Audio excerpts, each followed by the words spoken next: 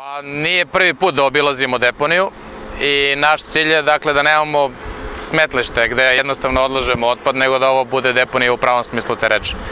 Ekologija košta, zbog toga treba da ulažemo u postrojenja i opremu. Mi smo već završili proces otkupa zemljišta proširenja deponije i počelo je uređenje drugog tela deponije u nekoj maloj meri. Ovde su urađeni betonski kolektori koji omogućavaju da se deponija širi i da se ovaj materijal skladišti u okviru same deponije. Konkretno ovde se radi ono što smo dugo imali nameru, a to je početak sekundarne separacije otpada. Dakle, ovde će biti izgrađena hala sa platoom. Uložit će se negde oko 60 miliona dinara, od toga 40 miliona je podrška Ministarstva za zaštitu životne sredine. Ali da bi ova hala bila u funkciji, potrebno je uložiti još otprilike toliko para u samu halu i još oko 100 miliona dinara u postrojenje i mehanizaciju koja će upravljati sekundarnom separacijom. Dakle, ima još dosta novca da bi ovaj objekat koji je ovde počeo da se gradi profunkcionisao. Negde iznad tog objekta, tamo gde su sad ovi nagomilani materijal šljunka, bit će kompostana. Dakle, želimo da biljni otpad koji može da se iskoristi dalje, da se odvoji, da se ne skladišti, da se ne deponuje i ne sahranjuje ovu deponiju. Već smo dobili podršku Ministarstva za izradu projektne dokumentacije za kompostanu.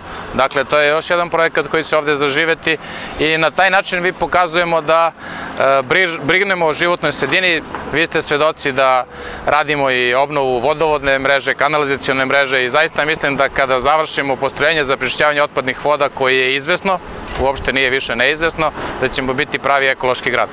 Pored toga, u narednoj godini treba da zaživi projekat primarne separacije otpada, za što smo isto dobili podršku Ministarstva od nekih 700.000 eura. Dakle, da nemamo kontejner u kome ćemo trpati sav otpad na jednom mestu, nego da polako počnemo i sa tom primarnom separacijom. Na početku sa mokrim i suvim otpadom. Suvi otpad je otprilike ambalaža i ono što može sutra ponovo da se koristi, da se reciklira, a mokri otpad je nešto što će možda kroz sekundarnu separaciju deo toga da ide i u kompostanu. Dakle, cilj nam je da pravilno upravljamo otpadom i da što je moguće više ova deponija koja je ovde napravljena živi, da ne tražimo novu lokaciju, da za par godina, 7, 8, 9, 10, ne znam sad da ne licitiram, neki novi ljudi traže novu lokaciju, nego da ova i dalje postoji i da dobro živi.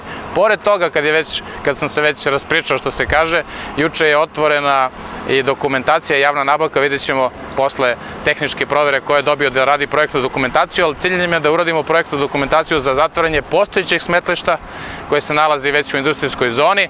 Dakle, da i to postojeće istorijsko smetlište koje se koristilo 30 godina tako što se samo trpao otpad i prekrivao zemljom, da konačno to rekultiviramo i da i to smetlište ne bude nikakva ekološka opasnost za naš grad.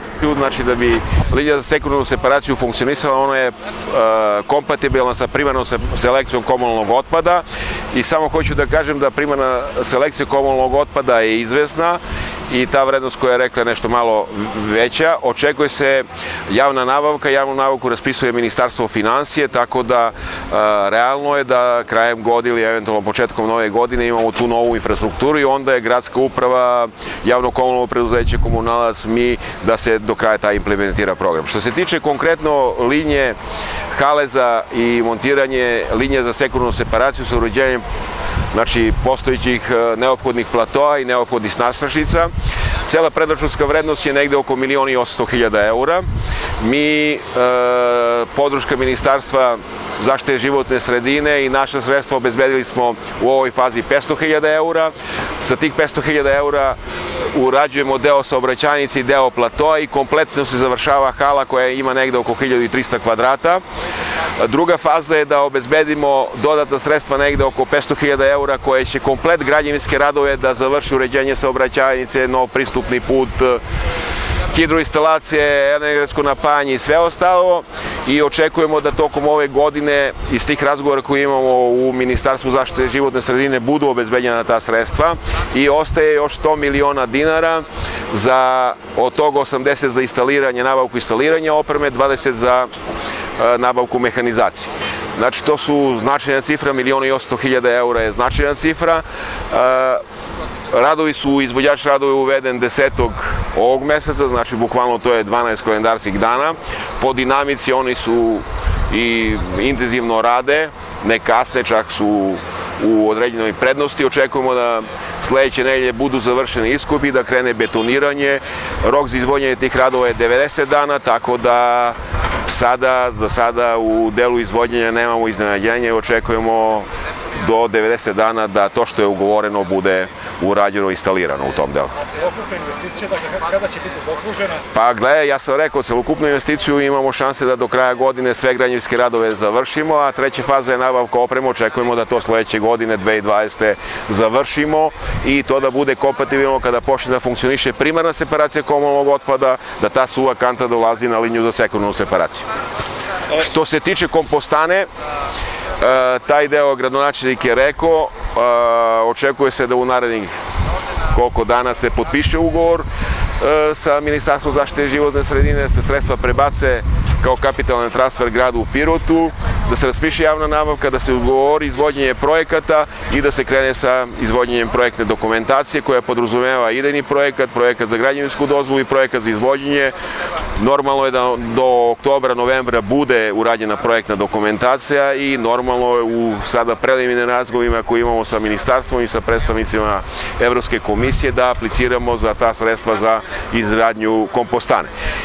I primarna separacija, linija za sekundarnu separaciju i kompostana, cilj je, što je rekao i gradonačelnik, da smanjimo količinu odloženog otpada na ćeliju deponije, jer mi sada bukvalno 100% sakupljenog komunalnog neopasnog otpada ga odlažemo na ćeliju deponije, a evropske direktive koje tretiraju upravljanje otpadom kažu da to treba da bude procenat, po godinama je razvijen u tom delu i treba da dostignemo negde određene procenat 30% koji predvida i poglavlje 27 gde treba da ga otvori Srbija. Tako da u susret tim stvarima idemo.